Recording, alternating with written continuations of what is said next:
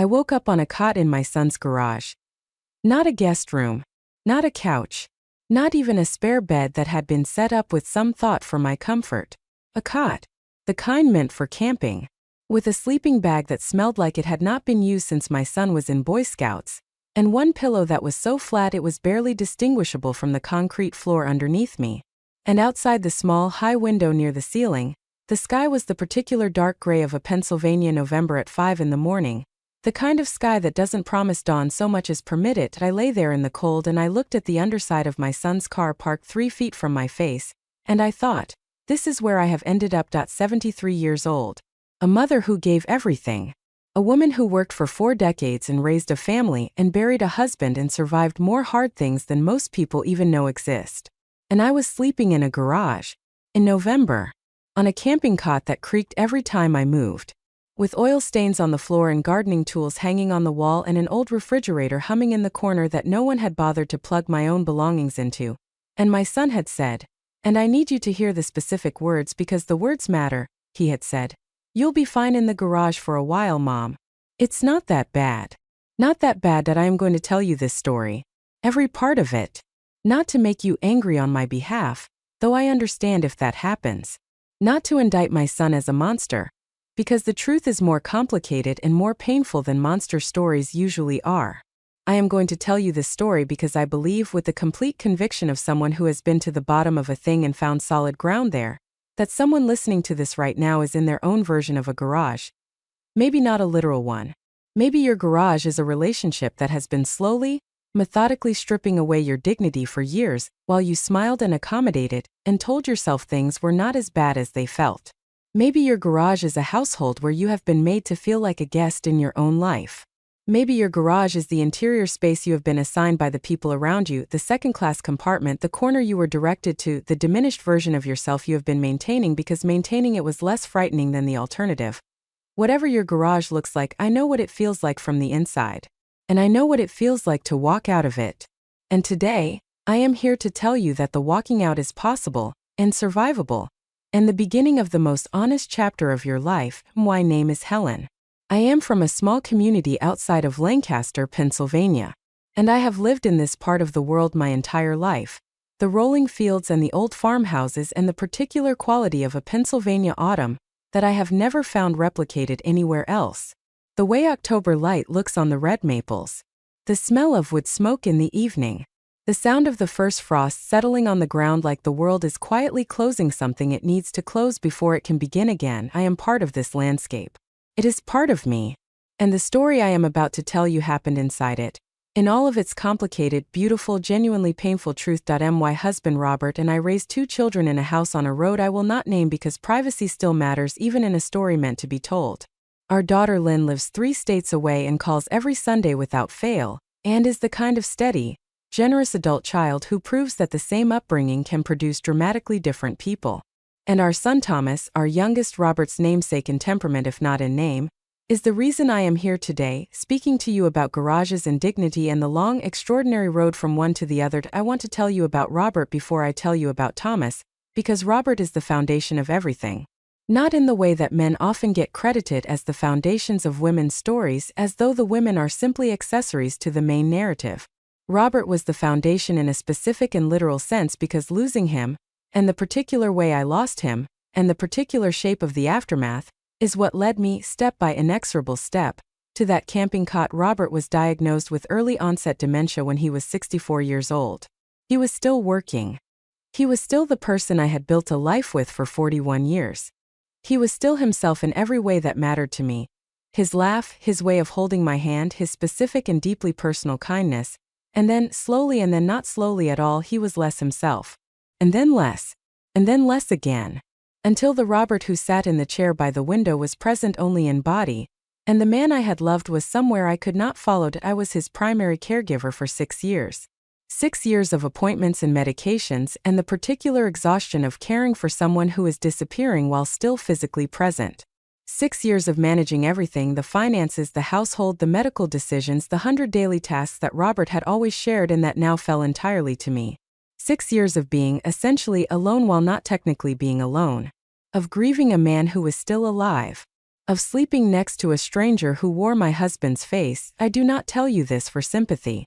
I tell you this because I need you to understand who I was by the time Robert died. I was a woman who had been a full-time caregiver for 6 years. A woman who had not prioritized her own needs, physically, emotionally, practically, in all that time.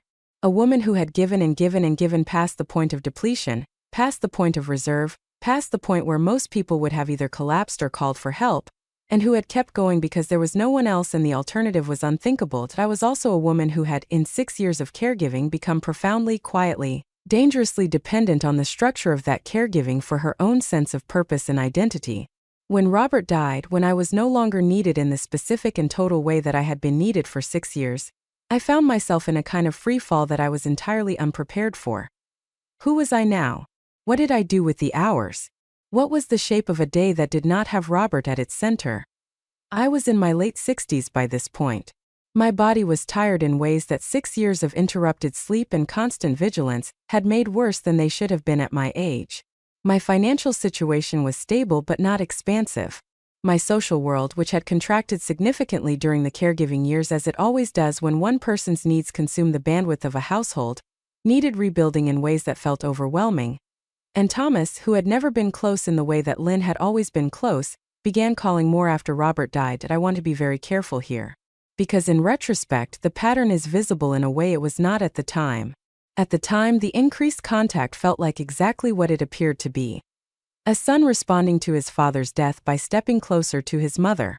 A son recognizing, perhaps belatedly, that the parent he had somewhat taken for granted was now the only parent he had left. I did not question it. I was grateful for it. The loneliness of that first year after Robert was a specific and consuming kind of loneliness. The loneliness of a very full house suddenly empty, of routines built around another person suddenly purposeless, of a self that had been defined largely by its role and now required an entirely new definition. Thomas's increased presence felt like an answer to that loneliness. It was not, but I did not know that yet. He began talking about 6 months after Robert's funeral, about how difficult his own situation was. The mortgage on his house had become challenging since his wife Karen had reduced her hours at work. Their children were in activities that were expensive. The cost of everything was going up while their income had plateaued. He talked about it not as a request initially but as a sharing, the way you share a difficulty with someone you trust. I listened. Of course I listened. I was his mother. Listening to my children's difficulties was as natural as breathing. And then, over several conversations, the listening became something else. An implicit expectation began to form around the edges of every conversation, never stated directly, always just suggested. The suggestion that I could help. That my house, paid off, maintained real property, was a resource. That my savings, modest but real, the careful accumulation of a lifetime of modest, careful living, could ease what was difficult about their situation. I want to be honest about what was happening in me during this period. And I think this honesty is important because it is the part that people in similar situations most need to hear. Not the facts of what happened, but the interior experience of the person walking into it. That I wanted to help. That is the first and most honest thing I can say. I am a mother. The desire to help my child is not something I could remove from myself without removing something essential. It is not a weakness. It is a form of love. But love that is not accompanied by clarity about the difference between helping and depleting, between generosity and erasure, between giving what you can afford and giving what you cannot. That love can be used. Not necessarily maliciously, but effectively. I also want it to be needed. And I want to say that with the honesty it deserves, because pretending that was not a factor would make this a less useful story for the people who need it most.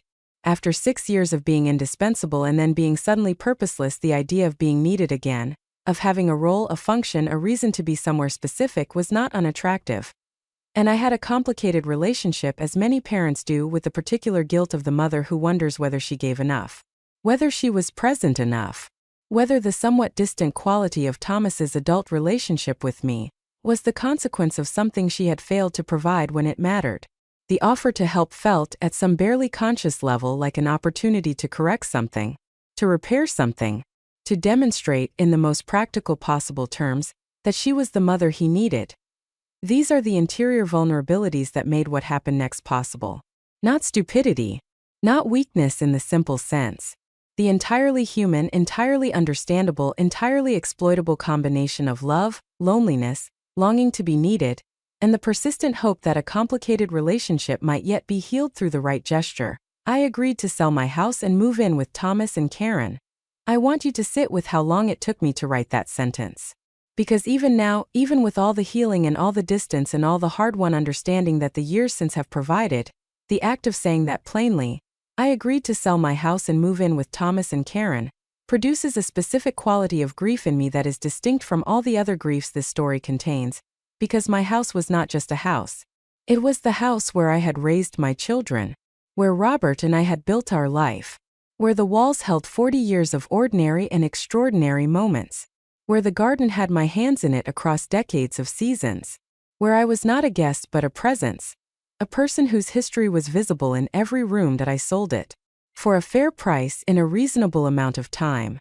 And I packed what was mine into what would fit in Thomas's house, and I drove away from the house on that road I will not name, and I told myself that this was a beginning and not an ending. It was an ending. The beginning came much later. Much harder. In a garage. The first year in Thomas and Karen's house was uncomfortable in a way I managed by telling myself it would improve. The house was not large, and my presence compressed it further. Karen had a way of communicating her discomfort not through words, which would have given me something to address, but through a kind of ambient coolness that permeated every shared space. She was never cruel in a way I could cite. She was simply never warm, never genuinely welcoming, never the person who pulled a chair out at the table and said, without qualification, sit down, you belong here. My room was the smallest bedroom, which had previously been a home office. They had cleared most of it out. Not all of it, there were still boxes of Thomas's things stacked in the closet, and put a bed and a small dresser in it. There was one window that looked onto the side of the neighbor's fence. It received light for approximately 2 hours per day. I decorated it as best I could. I put photographs on the dresser. I hung a print on the wall that Robert had always liked. I brought the quilt my mother had made and put it on the bed, and sometimes in the evenings I sat on the edge of that bed in that small room and held my hands in my lap and talked to Robert in the way that I had been talking to him since he died. Not praying exactly, not believing in anything with enough certainty to call it prayer, but speaking into the quiet in the direction of something I still felt was there and still listening. The dynamic in the household deteriorated along a predictable trajectory, though I could not see the prediction at the time. What seems inevitable in retrospect always looks accidental from inside it. There were weeks that were manageable, almost good. Weeks where Karen seemed more open, where Thomas seemed present, where we ate dinner together and talked about things that didn't require careful navigation. Weeks where I thought, maybe this is working. Maybe I was wrong to worry. And then the counter weeks. The stretches where I felt the atmosphere of the house contracting around my presence. Where Thomas was unavailable in the evenings, always somewhere else, always with something more pressing, always in the particular way of a person who is either conflict avoidant or complicit and you are not yet sure which. Where the small indignities accumulated like water damage, invisible until the wall buckles. My food began to be kept on a separate shelf. Not my choice. Not announced. Just one day my groceries were on a different shelf from the family groceries, with a subtle implication that it was neater this way, more organized, better. I bought my own food. I cooked separately when the kitchen timing allowed. I ate alone more evenings than not. My laundry had a specific day. If I missed the window, I was told, gently but clearly, that it disrupted the schedule. The thermostat, which Karen controlled with the conviction of someone who has decided their comfort preferences are objective truth, was kept at a temperature that required me to wear a cardigan inside the house from October through April. I want to be very precise about what I am describing, because I think this precision is important for anyone who recognizes these patterns in their own situation. None of these individual things taken alone is dramatic. None of them, if reported to a friend or a doctor or an authority of any kind, would produce an unambiguous response of, that is abusive. They are the kind of things that, in isolation, have reasonable explanations. The separate shelf could be organization. The laundry schedule could be practical. The thermostat setting is just a preference. But patterns are not individual events. Patterns are the accumulation of individual events into something with meaning. And the meaning of this pattern was unmistakable to me, even as I kept finding individual explanations for each element. The meaning was, You do not fully belong here. Your needs are secondary. Your comfort is not this household's responsibility. You are permitted, not welcomed. And then came the conversation about the garage. It was November. Thomas's daughter, my granddaughter Amber, 15 years old, a bright and energetic girl who deserved more space than that small house was providing, needed a room of her own. She had been sharing with her brother, which was becoming untenable as she got older. It was a reasonable request, born of a genuine need. I do not question the need, but the solution Thomas and Karen arrived at together, I later understood, and not spontaneously in the moment Thomas presented it to me, was that I should move into the garage. The garage was attached. It was technically weatherproof, which I think was meant to constitute a form of reassurance. There was already a small bathroom adjacent to it, a legacy of some previous owner's intention to make it a workshop or a studio, that had a toilet and a small sink but no shower. Thomas walked me through the space with the bright, efficient energy of someone presenting a reasonable plan. They would put in some insulation, he said. They would get a space heater. They would set up the cot from the camping gear. It was temporary, he said. Just for a while until they could figure something else out. It wasn't ideal, he said, with the quality of understatement that suggests a person knows perfectly well that the thing they are proposing is worse than ideal but has decided their need to avoid the uncomfortable conversation about that fact outweighs the discomfort they are asking someone else to live in. And then he said the sentence that I have turned over in my mind so many times since that it has worn smooth, the way river stones wear smooth, the way words do when they have been held long. Enough. You'll be fine in the garage for a while, Mom. It's not that bad. I looked at my son who I had held in the delivery room and who had said his first word in my kitchen and who had worn a suit to his father's funeral that didn't quite fit across the shoulders the way Robert's suits had always fit, and who had stood at the graveside with his jaw tight in the exact way Robert held his jaw tight when he was working not to cry. I looked at him for a long moment, and then I said, okay. And I have asked myself many times since that day why I said okay. The answer I have arrived at through counseling, through the reflection that time and distance make possible, through the honest accounting that healing requires, is not simple. It is not flattering. But it is true. I said okay because I had been saying okay for so long that I no longer recognized the moment when okay was the wrong answer. I said okay because 40 years of being a caregiver to Robert and before Robert to my own parents, and in a less formalized way to the entire apparatus of a household and family that required constant maintenance, had built in me a reflex of accommodation that operated faster than my own judgment. I said okay because the alternative required a confrontation that I did not yet have the language or the strength to initiate. I said okay because part of me, the part that had been hoping for 2 years that moving in with Thomas was the right choice, was not yet ready to see with full clarity what I was actually in the middle of. And I said okay because I was tired. Deeply, fundamentally, in the marrow tired. Not from the garage conversation specifically. From the years. From the caregiving and the grief and the selling of the house and the adjusting and the accommodating and the management of the quiet hostility of a household that never fully opened its door to me. I was tired in the way that makes resistance feel like more than you have left. They set up the cot that weekend. I moved my things from the small bedroom into the garage. My photographs. My mother's quilt. A few boxes of the things I had not yet unpacked from the move. Things that had been living in Thomas's storage because the small bedroom had not had room for them and that now seemed almost prescient, as though some part of me had known that unpacking fully was an optimism I should not have permitted myself. The first night I lay on that cot I did not sleep for a long time. The garage was cold in the particular way that large concrete-floored spaces are cold, not just in the air but rising from the ground, a chill that the space heater in the corner was doing an earnest but ultimately inadequate job of addressing. The sounds were different from the sounds of the house. The house had the sounds of a family, voices, footsteps, the television, a child's laugh, the reliable human evidence of life continuing. The garage had the sounds of machinery and absence. The hum of the old refrigerator. Thomas had moved out here. The creak of the house settling. The wind at the edges of the door. I lay on that cot in the dark with my mother's quilt pulled up to my chin and I looked at the ceiling and I thought about my life with the clarity that cold and darkness and the absence of distraction can sometimes produce. I thought about the house I had sold. About the specific quality of sitting in my own kitchen in the early morning with the particular light that came through the particular window onto the particular table where I had sat every morning for 30 years. About the garden.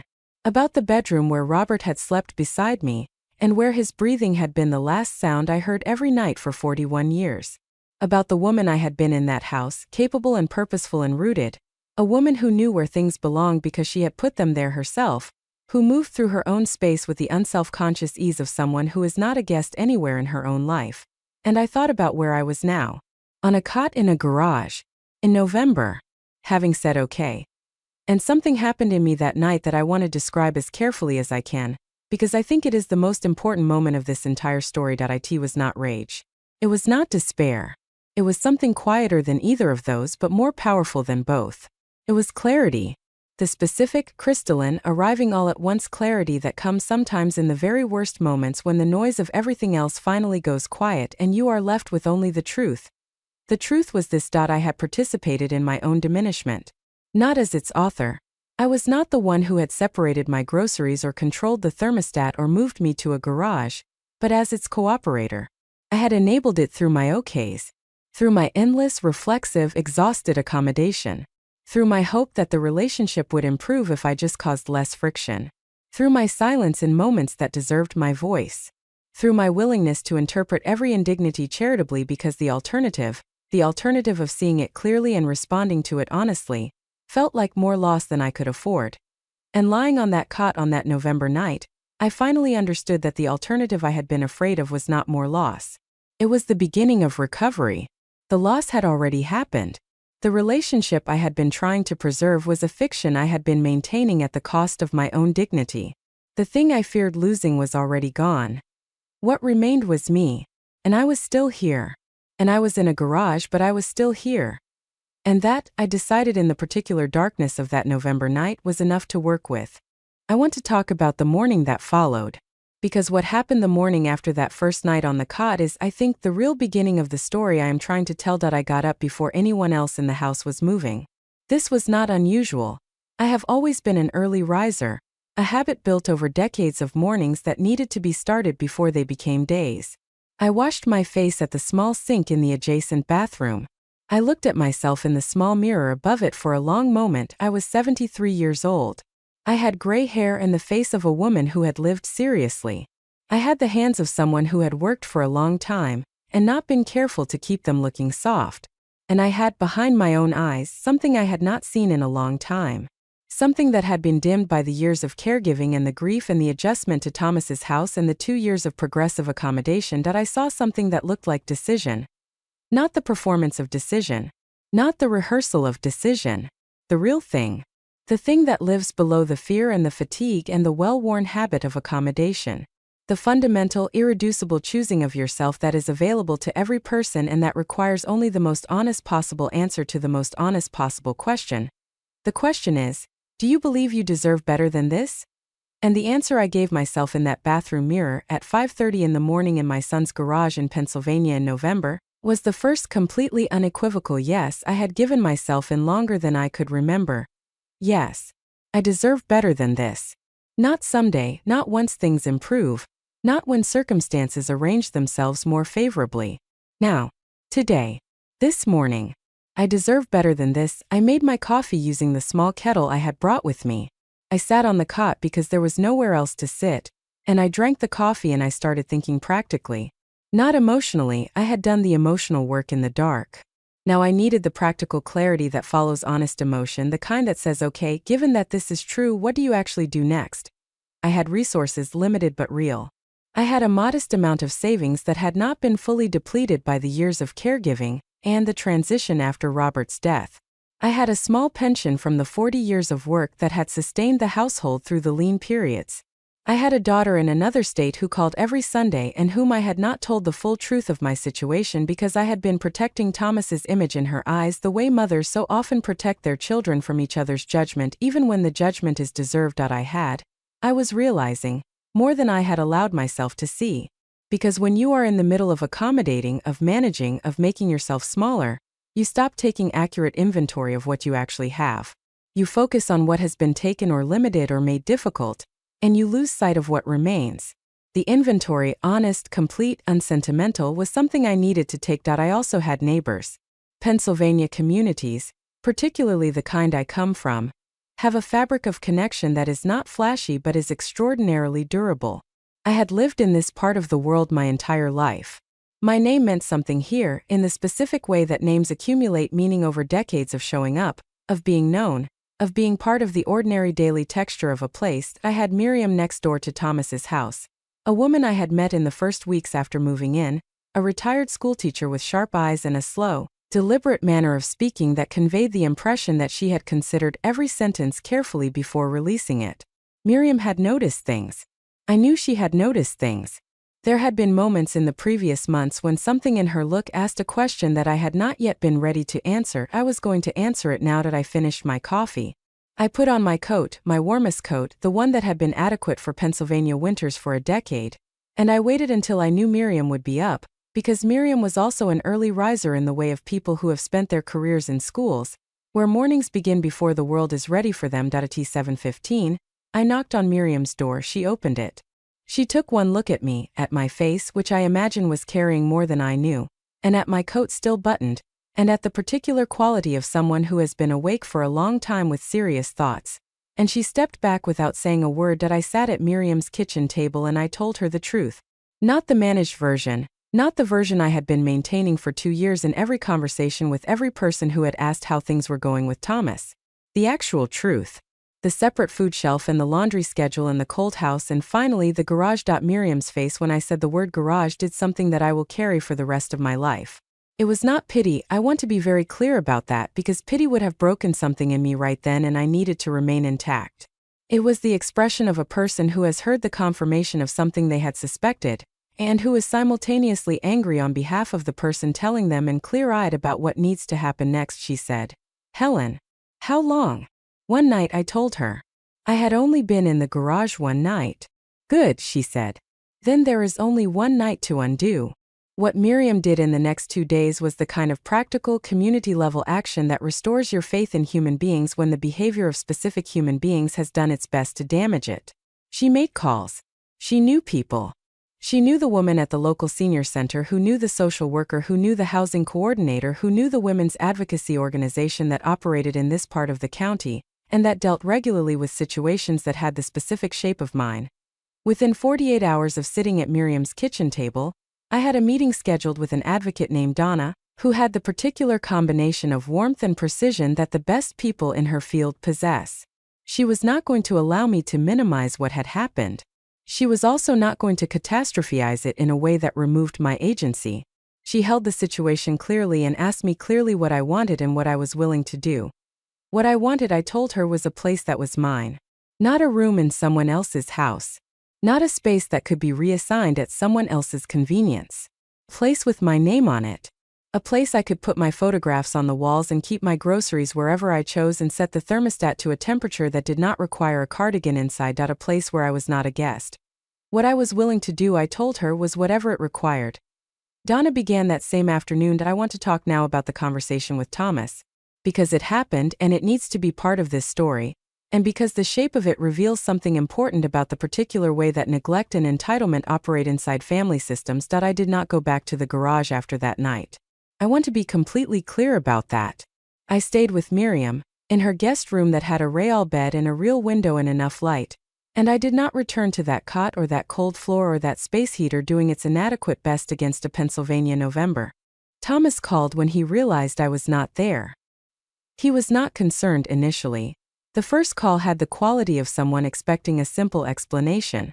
When I told him I was at Miriam's and that I would not be returning to the garage, the silence on the phone had a specific texture to it. Not remorse. Not horror at what he had asked of me. Something closer to irritation. The irritation of someone whose plan has been disrupted. When we met, I insisted on a neutral location, Miriam's kitchen, with Miriam present, because I had learned enough about my own patterns to know that I needed a witness. The conversation was painful in the specific way of conversations between people who have known each other for a long time and are now being forced to see each other clearly. Thomas did not begin with an apology. He began with an explanation. The same way Robert's son had explained, a generation earlier, another airport. The same way children who have failed their parents often begin, not with accountability but with context, as though enough context can dissolve the thing that actually needs to be addressed. I let him finish. And then I said something that I had practiced the night before in Miriam's guest room, In the exact same way I imagine soldiers practice the thing they intend to do under fire, because I knew that in the moment my composure would be under pressure, and I needed the words to be so clearly formed that the pressure could not reshape them. I said, Thomas, I am your mother. I am the person who raised you.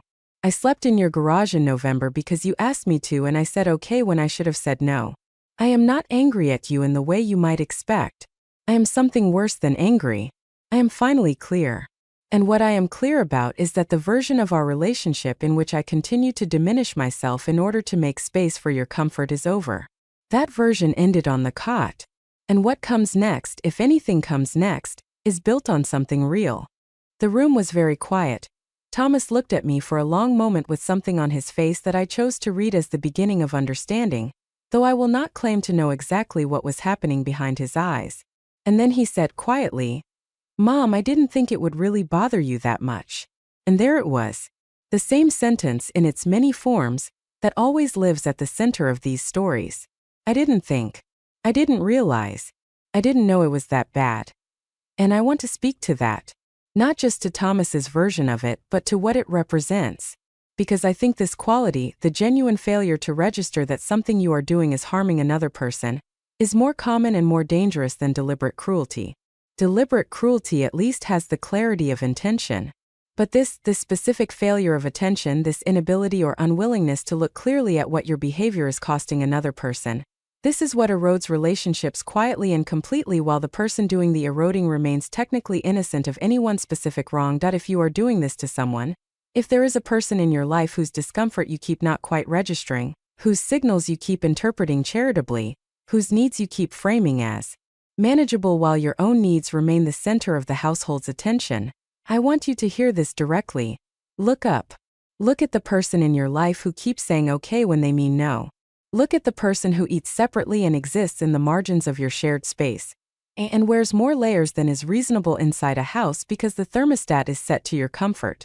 Look at them with the full attention they deserve as a human being, not the managing attention you have been giving them, and then ask yourself honestly, without the protective buffer of well-intentioned explanations, is this how I want to treat the people I claim to love? In the weeks and months that followed, with Donna's help and Miriam's support and the practical machinery of a community system that existed precisely for situations like mine, I found my way into a small apartment. Second floor of a building about 12 minutes from where Thomas lived, close enough for a relationship to be possible if it healed itself into something worth having, far enough for the boundary to be real and physical and undeniable. The day I unlocked the door to that apartment for the first time alone with my own key and no one's permission required, I stood in the empty living room for a long moment. The floors were old hardwood, the kind that has absorbed generations of other people's lives and carries the evidence of them in its imperfections. The windows were tall and let in a generous amount of afternoon light. There was a bedroom with enough room for a real bed and a dresser and photographs on every wall I chose to put them on. There was a kitchen with shelves I could put my groceries on wherever I chose and a thermostat down the hall that answered to nobody but me. I stood in the middle of that empty living room and I put my hands over my heart, the way I have seen people do in moments of prayer or gratitude, and I said, to the room and to Robert and to whatever accumulated truth the preceding 2 years had built in me, I am home. And I meant it completely. Let me tell you what the healing required in the months that followed. Because this story does not end in that empty living room. And the ending I want to give you is not the simple triumph of a woman who escaped a bad situation and was fine after that. The truth is more layered, more honest, and ultimately more useful than that. The healing required me to grieve. Again. A different grief from the grief of Robert, but real in its own way and demanding in its own way. I had to grieve the son I had believed in. Not Thomas as he actually was, complicated, conflict avoidant, capable of asking his mother to sleep in a garage without seeming to fully register what that meant, but Thomas as I had always hoped he was becoming. The Thomas who would step closer after loss. The Thomas who would prove, in the end, that the distance of his adult years was circumstantial rather than essential. I had organized 2 years of increasingly difficult accommodation around the hope of that Thomas. And the grief of releasing that hope was real and needed to be honored as real. I grieved it. With Donna. With a therapist named Carol who had an office full of plants and the specific gift of asking exactly the right question at exactly the right moment. and then being quiet long enough to let the answer form fully before she said anything else. With Miriam over many evenings of tea and the kind of honest conversation that only becomes possible when you have both decided to stop managing each other's feelings and simply tell the truth, that I also had to examine, with the same honesty and the same willingness to be uncomfortable, the ways I had contributed to arriving where I arrived. Not the garage. I was not responsible for the garage. Thomas and Karen made that choice, and it was wrong, and no rearrangement of the responsibility changes that. But the road to the garage, the 2 years of accommodation, the okay when I meant no, the protective silence, the willingness to interpret every warning sign charitably, those were mine. The roots of those patterns were mine. And understanding those roots, where they came from, what they had been protecting, why the pattern of self-erasure had been so deeply embedded that it operated below the level of conscious choice, was not optional if I wanted what came next to be genuinely different. Because you can leave a bad situation and carry the patterns that made it possible directly into the next one. People do this all the time. Not because they are foolish, but because patterns are invisible until they are examined, and examination requires honesty that is uncomfortable enough that most people find ways to avoid it indefinitely. I was not going to avoid it. Not at 73. Not after a night on a camping cot. Not after the clarity of that November morning had shown me, with complete precision, what the cost of avoidance had been. Carol and I spent months going back. Not to Thomas, not to Robert's illness, but much further. To a childhood in a home where love had been demonstrated through a specific and narrow set of behaviors, and where anything that fell outside those behaviors was simply not registered as significant. To a mother who had meant well in every way and who had, in meaning well, communicated that a girl's job was to be easy, agreeable, not a burden, grateful for provision, not demanding of presence or acknowledgement or the specific forms of love that are harder to give than food or shelter or physical safety. I learned to be easy. I learned it so thoroughly and so early, and in such a context of genuine love that made questioning it feel like ingratitude, that the learning went down to a level below choice. It became identity. It became the answer to the question of who I was. I was the person who made things easier for everyone else. And dismantling that identity, or more accurately, expanding it, widening it to include a self that was allowed to have needs and speak them and hold them as non-negotiable, was the work of that year. Slow, genuinely difficult, occasionally producing the specific vertigo of someone who has reorganized a belief so central that its reorganization changes the orientation of everything built on it. But it produced something real and durable and mine. A self that I recognized with the recognition of finding something you didn't know was lost. A self who could say no without the 3 paragraphs of apology. A self who could name what she needed without framing it as a request for special consideration. A self who walked into rooms without first calculating the energy cost of her presence to others. A self who, on a clear January afternoon about 14 months after the garage, stood at the window of her own apartment looking out at the Pennsylvania winter. The fields white and still, the sky that particular pale blue of a cold clear day. The bare trees making their patient case for the spring they were already preparing for underground, and felt, for the first time in longer than she could, accurately measure, like herself. Not the performed version. Not the accommodating version. Not the version that had been slowly compressed by the long years of caregiving and grief and misplaced loyalty. The original version. The one that had been there before all of it, that had survived all of it, that was here now at 73 in a second-floor apartment with a thermostat set to her own preference, finally fully unapologetically present. I want to talk about Thomas. About where things stand now. About what I have chosen and why. There were conversations after the initial meeting in Miriam's kitchen. Halting, cautious, both of us moving carefully around the damage the way you move around something broken on the floor. Not wanting to add to it, not yet sure how to begin the cleaning up. Thomas made something that I will cautiously call a partial acknowledgement. Not the full, clear-eyed, I understand exactly what I did and exactly how it was wrong acknowledgement that would have fully settled things. But something. An admission that the garage had not been right. An expression of something that resembled, without quite being, regret. I accepted it for what it was. Not for what I wished it were. Our relationship now is what I would describe as careful. We speak. We see each other on certain occasions. I am a grandmother to his children in the limited but genuine way that limited access permits. There is a possibility, not a certainty but a possibility, that the honesty I finally brought to the relationship after 2 years of its absence has created the conditions for something realer to grow, If Thomas is willing to do the work that real requires, I hold that possibility without depending on it. I have learned the difference between those two things. Hope is healthy. Dependence on hope is the thing that kept me in the garage. Let me speak now to the people this story is meant to reach.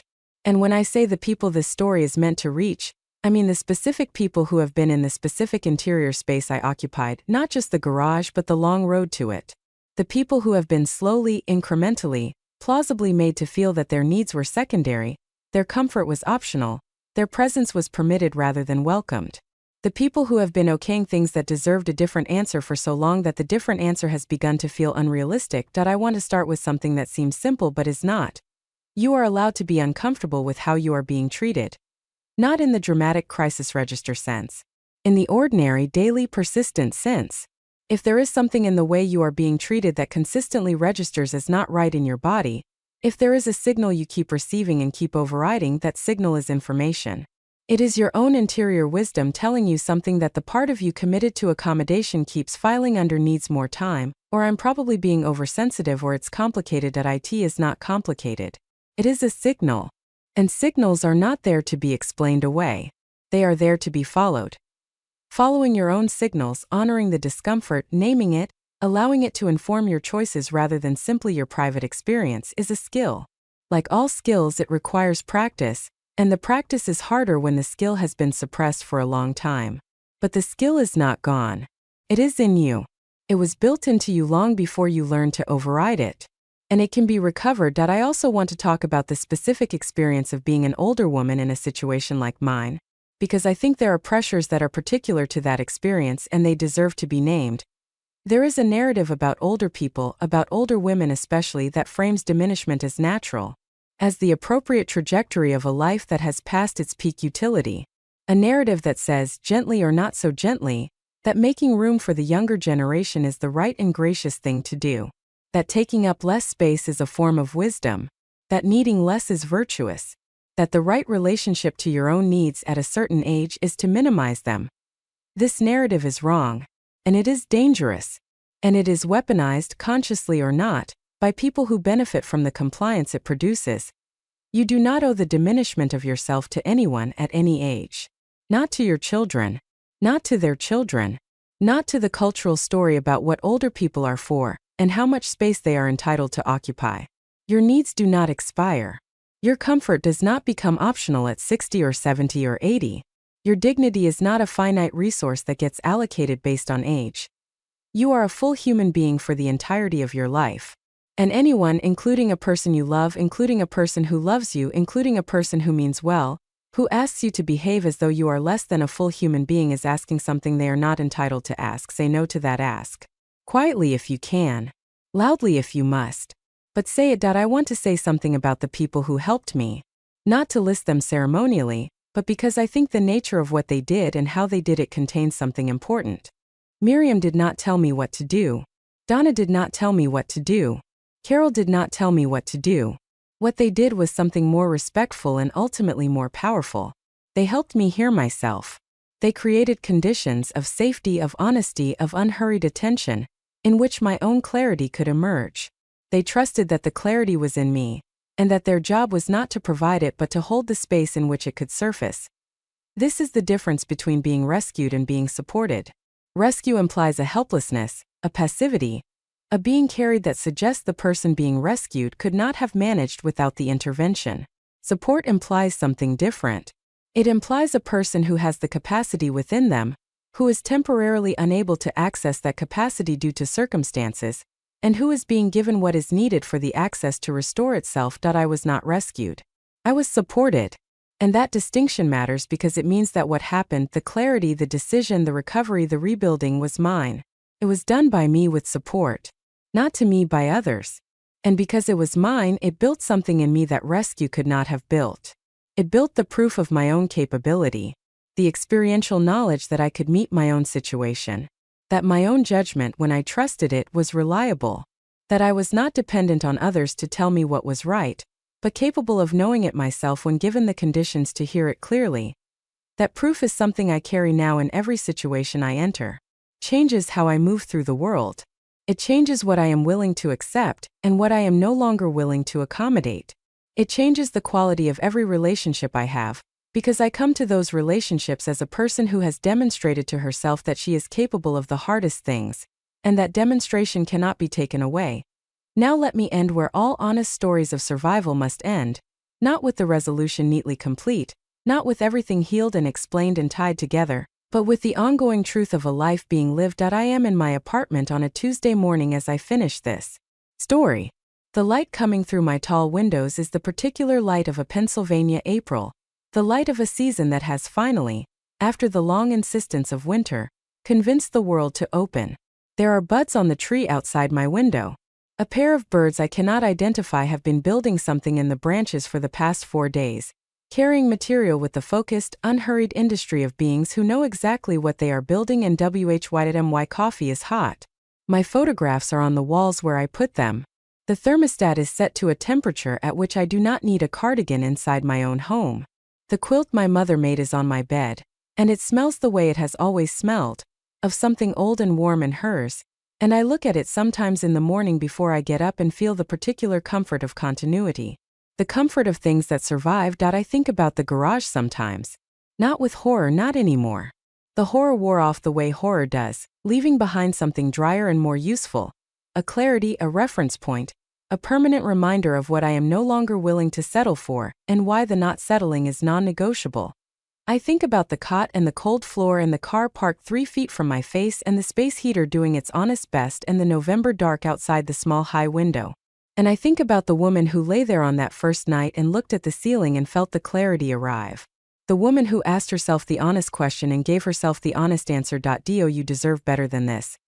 Yes. And I think about what happened after that yes. Not immediately, the yes did not produce immediate transformation as yes never does. But what it put in motion. The morning coffee made in the cold garage. The walk to Miriam's door. The truth told at a kitchen table. The meeting with Donna. The apartment. The key. The empty hardwood floors and the tall windows and the thermostat and the groceries on whatever shelf I choose. All of it started with that yes. And the yes started in a garage. In the cold. At 5 in the morning. With nothing but a quilt and a silence and the absolute bedrock truth of a woman who had finally, after 73 years of other people's needs and other people's schedules and other people's temperatures and other people's shelves, decided that her own truth was worth saying out loud. Your yes is in you. It has always been in you. It was in you before you knew you needed it, and it was in you through every season that tried to bury it, and it is in you right now underneath whatever you are carrying, waiting with the patient determination of a thing that knows it will eventually surface. Let it surface, say it, not to an audience, not on a stage. In the privacy of your own truth at whatever hour the clarity finds you, in whatever cold garage your life has currently placed you, say the yes that changes everything. Yes, I deserve better than this. Yes, my needs are real and they matter. Yes, I am a full human being and I will be treated as one. Yes, the remaining days of this life are mine, mine to fill, mine to shape, mine to spend in the pursuit of the warmth and the dignity, and the genuine belonging that every person who has ever been made to feel like a guest in their own life is absolutely irrevocably owed. Say it. And then do the next thing. The one step. Miriam's door. Or whoever your Miriam is. The honest answer to the question that has been waiting. The call you have been not making. The conversation that fear has been postponing. The first act of a woman, a person, who has decided that okay is no longer the automatic answer to everything that asks for it. Just the one step. And then the next one. And the one after that. Until one morning you wake up in a place that is yours, with light coming through your own windows and coffee you made for yourself and a thermostat set to your own preference. And you look out at the spring coming in and you think, with the quiet completeness of someone who has been to the bottom and found solid ground and climbed back up on their own 2 feet. I made it. I made it all the way back to myself. And that, after everything, is the most extraordinary place any of us can ever arrive.